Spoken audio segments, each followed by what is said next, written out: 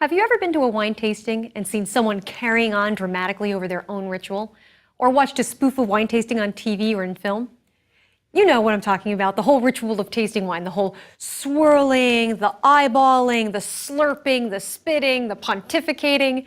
Well, we can leave out pontificating, but there are some rituals that professional wine tasters go through for good practical reasons. We have to understand our palates, how they work, how we perceive wine, and how to converse about wine. So in this lecture, we'll define terms, we'll go through the whole process of tasting wine, and dispel some myths about wine.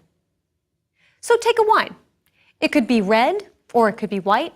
Here I have a Chablis, which is a white wine from the region of Burgundy in France. Now, I don't care if you've been trained in some class or read up on how to taste wine. I'm just going to conduct a test. So I want you to just pick up a glass with wine and take a sip. No swirling, no thinking, no savoring. Just kick it back. Just a sip, mind you. This is how most of us consume when we're at a bar or when we're at a wedding and so forth. So how does it taste? How much do you remember how much it tasted? So I want you to remember that experience. Okay, now on how to taste like a professional. First, to taste properly, you're going to need to make sure the environment that you're tasting in is free from other strange aromas and other influences. You'll want to forego any strong perfumes or colognes, which will interfere with your perception of the aromas and the flavors.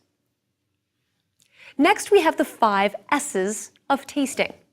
We have see, swirl, sniff, sip, and savor. And these form our basic toolkit. See. So why do we need to see a wine? Actually, looking at a wine can tell you a lot about it. It can tell you how old the wine is, and perhaps can give clues to the grape variety or style, or whether the wine has any faults, which something like being oxidized, which we'll cover later. But the bottom line here is that it can give you clues about how it's going to taste. Now, in order to properly look at a wine, what you're going to need is either a white piece of paper, a white napkin, or a white tablecloth.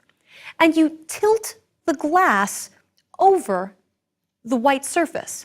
And when you do this, you look at the color in the middle of the glass, which we call the core, versus the color towards the meniscus, or where the rim meets the glass, because that's going to be a very different color. The reason we do this is to compare the core in the middle of the glass versus the rim near the lip of the glass. So what color is it? In wine, there is a positive rainbow of colors. So how do you communicate this? Let's say it's a red. This isn't as easy as it sounds. Some might call it red, some might call it ruby, some garnet, some brick. But what's the right term? There really isn't a right term, but you do need to be able to communicate consistently with people so that they know what you're talking about. For example, if someone looked at a very youthful wine and said to me that the color is garnet, that would suggest to me that it looks brick red, something with a little orange hue to it. To me, that may imply that a wine has some age on it, when the person was really trying to communicate that it was a youthful wine. So you need to communicate consistently. Now, for the MW exam, I would call a yellow wine, or a wine yellow color for white, was straw. And I would qualify the red you see in red wine as ruby. And this is where I formed my basic color, so it's ruby. After that, you look at the brightness of that color. Is it a pale straw, pale ruby, or is it a deep ruby or a deep straw? And then you have to look at the different hues to the wine. So let's say, for example, white, you're going to look at some green tones to gold tones. And for red wines, it's going to have either a bluish, purplish kind of tint to it, to something more brown or tawny. Now, as white wines age, they gain color and move towards the gold end of the spectrum, while red wines lose their color and they go from those dark purple hues to brown tawny ones. This has to do with oxidation and the polymerization of polyphenols, which we will talk about later. Now, the best way to learn about color is simply just by taking note of them. So make sure that C is part of your wine tasting ritual. As a side note, you may have heard people say, "Wow, this wine has great legs. Just look at the wine's legs."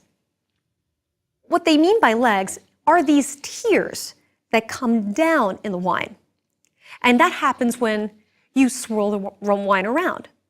Now, it's a myth that these tears are linked to quality, although you'll hear that quite often. Also, sometimes in white wines, you'll see what looks like little pieces of glass at the bottom of the bottle, or sometimes in the bottom of your glass. This is not glass, and there is nothing wrong with your wine. These crystals are simply harmless tartrate crystals that will form in your glass if the wine is too cold for too long. Sometimes they disappear when the wine warms up, though. Now that we've taken note of the wine's appearance, we go to the next S, which is swirl. Now, before you start, I want you to do a test. Hopefully you just kept your wine relatively still, just tilting to look at the color. I want you to do the chest, chin, nose test. And we'll do this quite a bit in the lectures. Smell your wine from right here. Can you smell anything? That can give you an indication that it's an aromatic grape variety, if you can smell it from here. Then you can bring it up to your chin. Can you smell any more? And then what I want you to do is stick your nose in the glass. That's the chest, chin, and nose test. But what swirling does, it's going to make a big difference. Swirling actually releases more aromas into the wine, or into the glass, I should say, and allows you to smell so much more. Now, swirl the wine again and see if you can do the chest, chin, nose. You can probably smell so much more. But for older wines, it's a myth that you have to be swirling continuously, because sometimes for older wines, it's not good for it. Now on to the third S, sniff. Now some wines are more aromatic than others. To test how aromatically intense it is, that's where the chest, chin, nose test comes into play. I swirl my wine and I hold it near my chest. If you can smell it, right there, it's an aromatic grape variety. Then I hold it at my chin, and then I stick my nose in the glass and take a large sniff. Now, it doesn't have to make a ton of noise, but sniff in such a way that you can really draw in as much aroma as you can.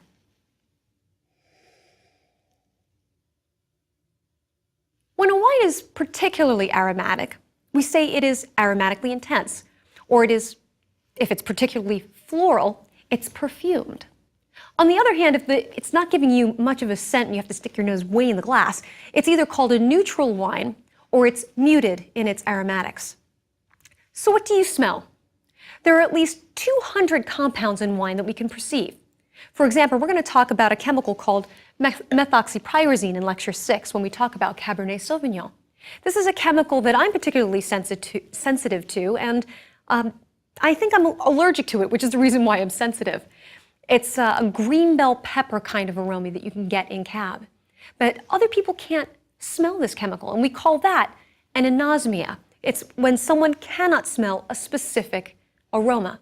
But don't worry about any specific things that you can't smell, because they're going to be smells that you may get that other people don't. This is what makes wine such a personal and intimate experience, because although there are similarities when we could all point to, no one person perceives a wine exactly the way that you do. Now, the truth is that many of us have problems identifying aromas. That's because we don't train our nose the way we do our eyes. We can tell the difference between royal blue, aqua, and teal, right? That's because we pay much more attention to sight than smell. Start with whatever you can identify, no matter how silly, because it can bring you to other aromas. If it smells like Grandma's kitchen when she baked apple pie, then you got there. Start with things that you know. Does it smell like red fruit, black fruit, flowers? Start small, like writing intense red fruit aromas. It's not a contest to demonstrate that you can smell 25 different types of fruits. It's about pinpointing exactly what you recognize and then building on that. However, if you're just starting out and you're finding it difficult to pinpoint certain aromas, don't worry. You can actually train your nose. When I was first starting in the industry, I trained my nose on the Le Nez de Vin set, which means the nose of wine. It was created by Jean Lenoir, the author of the Le Nez de Vin collection, and it's these little bottles of essence, each one representing a different aroma that you get in wine. Now, all the aromas that you get in wine is not represented in this kit, but it can be quite helpful for you. When I was studying, I would ask my sister to blindfold me and then give me some of these bottles of essence. And after a while, I was able to say, wow, that's cherry. That's honey. And there are other fruits that you can get into wine. For example, lemons, raspberries, and other things like fresh cut hay, green bell pepper, and even things like leather. Now you can get the Le Nez de Vin collection at winearomas.com. But if you don't have a particularly big budget, you can always go to your pantry. You can go in there and grab honey. You can grab certain spices, but you may even want to go to your home closet and pick up a leather shoe or a leather belt. Now, I'm not going to say the wine is going to smell exactly like a leather belt, but you're going to get hints of these aromas.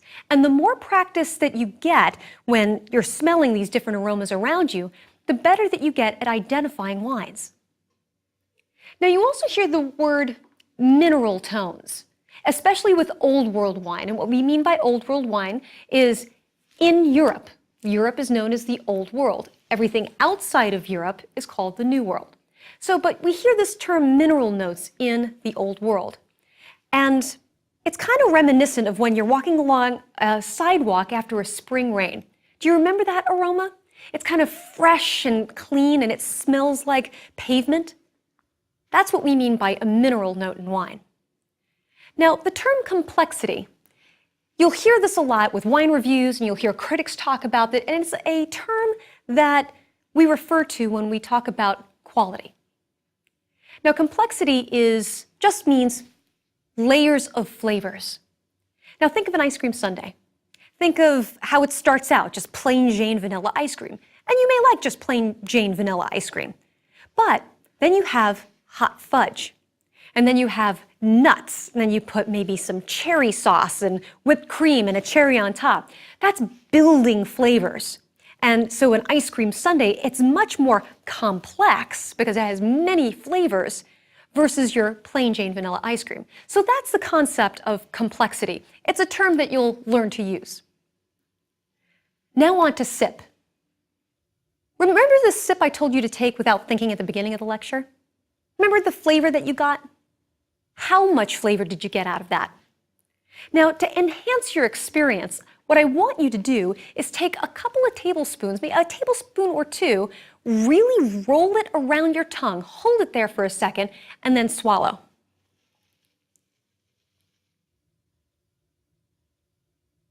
Now, how much more flavor did you get out of that experience? Now, also, you really want to feel the weight of that wine in your mouth. And you'll hear sometimes people talk about light-bodied wines and full-bodied wines. And really, it's kind of like the analogy between skim milk, whole milk, and heavy cream. Here we have skim milk, we have whole milk, and we have heavy cream. Now, all of us can tell the difference between these in our mouth. Now, we can do this with wine. I'm not suggesting that these wines are going to taste as viscous as heavy cream, but it's an analogy to help you understand the difference between light-bodied and full-bodied. You'll also hear a term called a wine is thin. You may read that. And all that means is that the wine is delicate and light-bodied, and it's kind of dilute in flavor. As opposed to the opposite end of the spectrum, that if a wine is broad, then it's full-bodied and has much more flavor. Now, have you ever had a cold? How well do you taste when you have a cold? Okay, I want you to try something.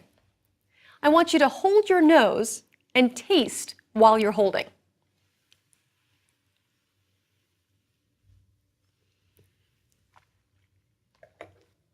You probably noticed that you really didn't taste anything. That's because what we qualify as flavors are actually aromas. And what's happening is when you swallow something, all those chemical compounds that you can perceive as aromas go up through your retronasal cavity, and you're able to perceive those as aromas. But when you have a cold, or if you hold your nose, you can't do that. Now, your tongue can only taste 5 things: sweet, sour, salt, bitter, and umami.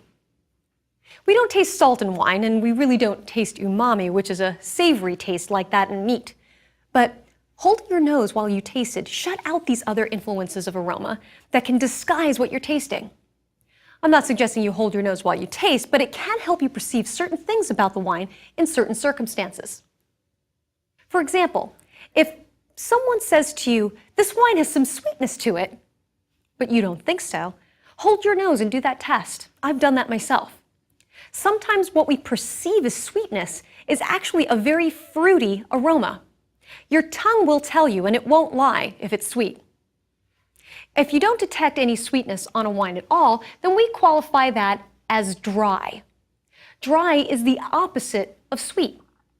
They say that you can perceive sweetness at the tip of your tongue, but this is heavily debated as you have taste buds all over your tongue. But they say that you get it right at your tip. Acidity in wine is perceived as something sour, and acidity can be hard to get used to. My family is not really into wine, and when I was first starting in the industry, I brought home a special wine to share at Easter, a 1996 Grand Chazot, which is a Grand Cru Burgundy. Well, I left the room for a minute, and they added 7-Up to it. A $200 spritzer. Yeah, they said the wine was sour, and they were right, actually, in one regard. It was made with a high acid grape called Pinot Noir. So they were right. We perceive acid on the tongue, on the sides of our tongue. And if a wine is particularly high in acidity, we can say that that wine is bright or crisp. If it's really acidic, we say it's racy. And in combination with a light body, we say it's austere. However, if the acidity is quite low in comparison to the other elements, the fruit and alcohol, we say the wine is blousy. Now on to bitterness. Think of dark French roast coffee or strong black tea, either taken black. They present a drying, tactile sensation on the middle and on the back of your tongue. In large amounts, this can be quite unpleasant. However, when bitterness is perfectly in balance with the sugar and acidity, it can be really quite pleasant. Bitterness can come from a group of chemicals called polyphenols. Tannin is a type of this chemical. Polyphenols come from grape skins, seeds, which they call pips, and stems, as well as from oak barrels. Polyphenols are more obvious in red wines than in white wines. However, you sometimes can get a phenolic or somewhat bitter sensation in whites. This is because there are many whites that have some skin contact with the juice prior to fermentation and are aged in oak. Lastly, you can get thermoreactions on your tongue. Think of how cool mint feels or how hot, spicy hot wings taste. This has nothing to do with temperature. It has to do with your receptors. Certain wines have some spice tones, but the warmth that you feel comes more from the alcohol level than anything else. Too much alcohol can feel too warm, and it can mute the flavors, and it can also feel like a bitterness on the back of your tongue. When you're tasting wine with your friends and you say the wine is really bitter, do the others agree? Do you find that many wines are just too strong for you? If so, it's possible that you're a hyper taster, or what we call a super taster. A super taster is just a person who has more taste buds on their tongue than the average person. So the flavors of food or wine are totally amplified. They're usually the people who add 4 teaspoons of sugar and heavy cream to their coffee. Do you prefer your food very, very spicy? If so, you might be what's called a non-taster. A non-taster has fewer taste buds than the average person, so a wine has to be high octane in fruit and bitterness for them to perceive it. So people vary not only in the aromas they can perceive, but in how their tongues work. Understanding this helps us to understand those tasting around us and to converse with them about wine. Savoring. Now comes my favorite part, savoring the wine. You've swallowed the wine, and it's time to meditate on the reactions in your mouth. This gives you the opportunity to run through all of the data that you collected through the other S's and come up with your own quality assessment. Now, one common misconception that I have to say is about quality. I've heard people say, I got this $5 wine and it's better quality than the $100 bottle of wine that I bought. Now, while you may enjoy the $5 bottle of wine and the price, the quality assessment for both of these will be quite different.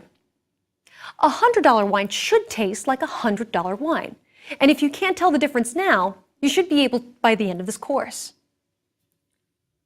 However, people get personal preference mixed up with quality assessment. For example, if you don't like the flavors of butter and oak in your white wine, don't automatically jump to the conclusion that all oaked Chardonnays are terrible quality. There are more objective parameters to quality. For the MW exam, I used 12 parameters of quality to assess and identify those 36 wines. But we'll just go through a few here. Firstly, look at the wine's finesse. Finesse is easier to define by looking at what it doesn't mean rather than what it does mean. The opposite of finesse is coarse.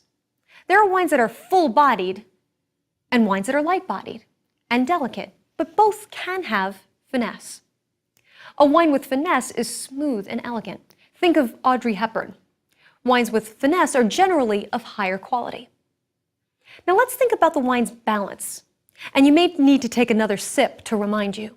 The term balance, or if a wine is well balanced, means that the wine's elements, fruit, acid, tannin, and alcohol, are working together. One doesn't overpower the other. If one of those elements sticks out in a truly obvious way, then the wine is said to be out of balance. Now, for example, the alcohol is way too warm and you can barely taste the other elements, or the wine has way too much oak, so the bitterness and the tannin cover up the fruit. When a wine has seamless balance, you can't really tell where one element begins and the other ends. It's kind of a dance where they're all there, but they're not stepping on each other's toes. Now taste a wine.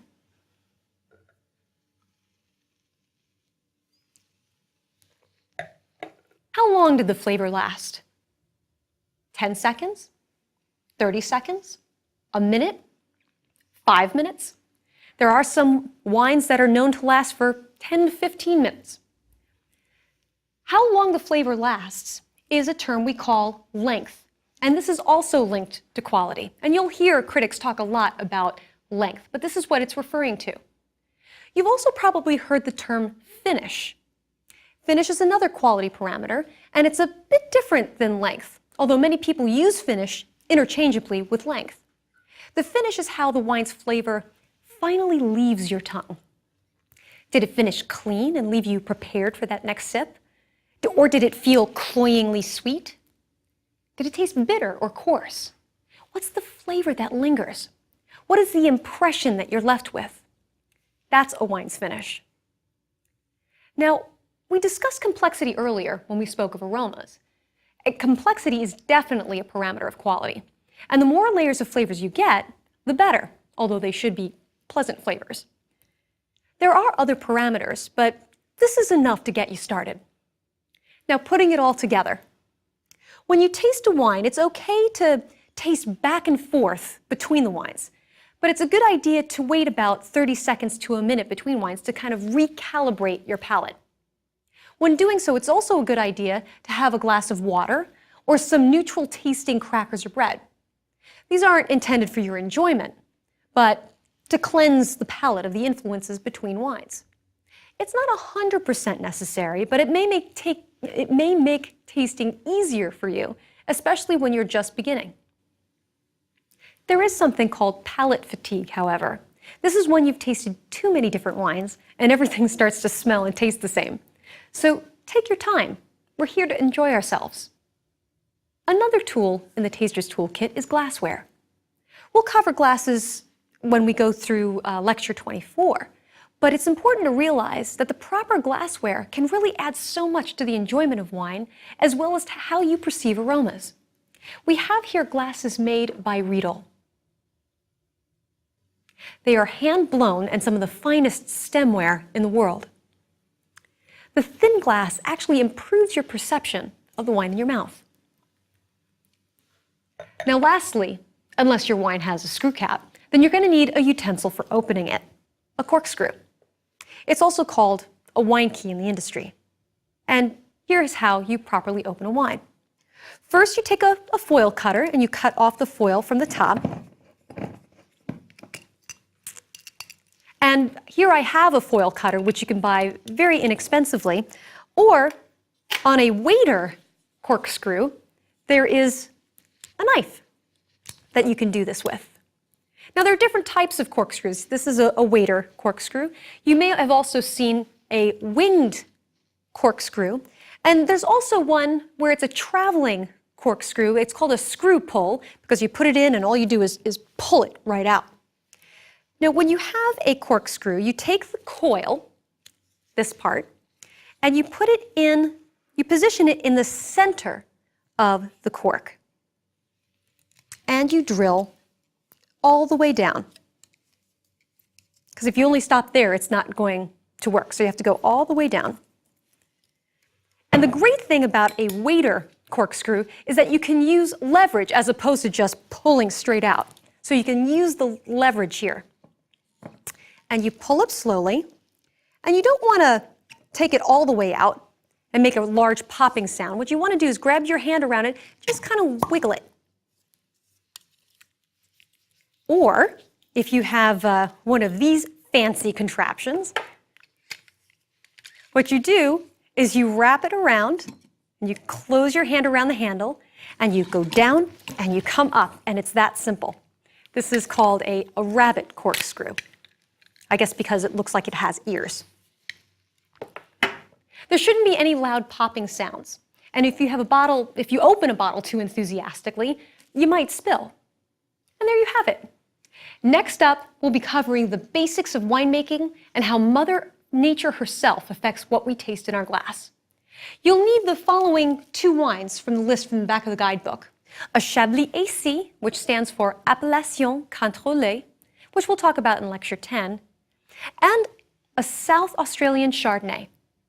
Well, I hope you enjoyed the Taster's Toolkit, and I look forward to seeing you in our next lecture.